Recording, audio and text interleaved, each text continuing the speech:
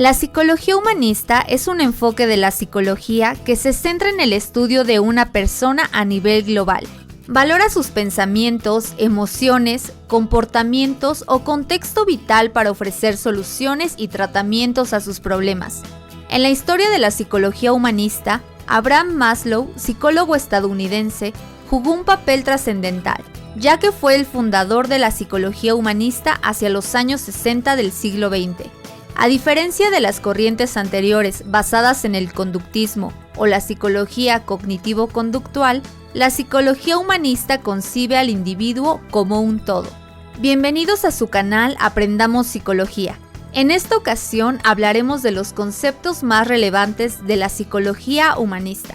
¿Listos? Aquí vamos. Número 1. Enfoque holista.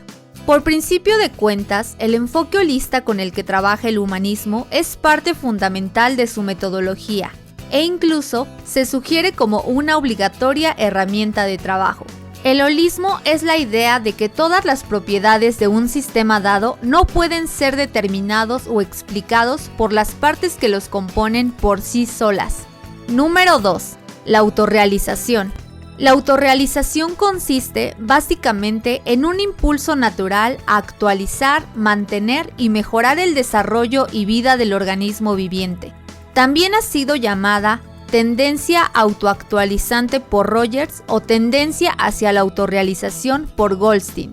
Sin embargo, en cualquiera de sus acepciones, la autorrealización es un proceso inherente al ser humano que este paradigma psicológico intenta rescatar. Número 3. Experiencia y libertad.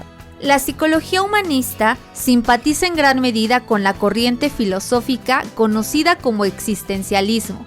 Por ejemplo, expone el argumento «Yo soy mis elecciones», entendiéndose el hombre como un ser dotado de libertad en tanto que existe. Además, dicha existencia dota al hombre de libertad para establecer sus metas, al tiempo que lo vuelve responsable de cada una de sus elecciones. Sin embargo, todo hombre tiene solo algunos grados de libertad. Si ante una situación la persona alberga únicamente dos opciones, se habla de un grado de libertad. Si en cambio profundiza la situación a través de la experiencia y el conocimiento, la misma persona alcanza mayores grados de libertad. Si te parece útil la información, apóyanos con tu like, suscríbete al canal y únete a nuestro grupo en Facebook. En la descripción te dejamos el enlace. Número 4. Contexto humano. El ser humano se interrelaciona, nunca deja de hacerlo y es parte de su desarrollo personal automotivante. Desde la postura de Rogers, una de las enseñanzas presentes de las relaciones entre individuos es la de ser uno mismo. Así, no resulta benéfico aparentar y en consecuencia se consiguen relaciones positivas. La persona se vuelve más eficaz cuando aprende a aceptarse a sí mismo. Es en esta medida que puede cambiar y se reconoce como imperfecto.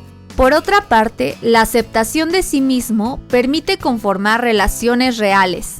Número 5. Las actitudes.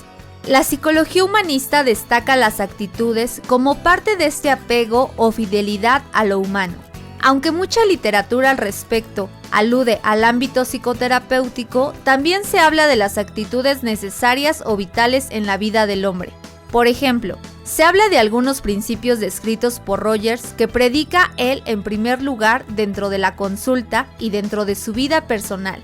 Algunos de estos principios sugieren la importancia de disfrutar al encontrar armonía en la experiencia, de que los hechos no son hostiles, puesto que la proximidad a la verdad nunca puede ser dañina, o de que las personas se orientan en una dirección positiva siempre que abandonan los mecanismos de defensa a los cuales se hallan sujetos.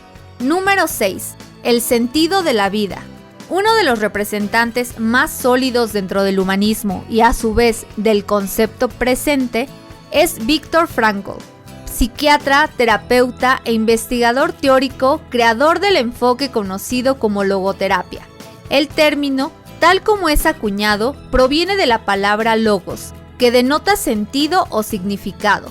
Para Frankl, lo primero es la búsqueda del sentido, una necesidad fundamental del ser humano que no decrece ni desaparece nunca.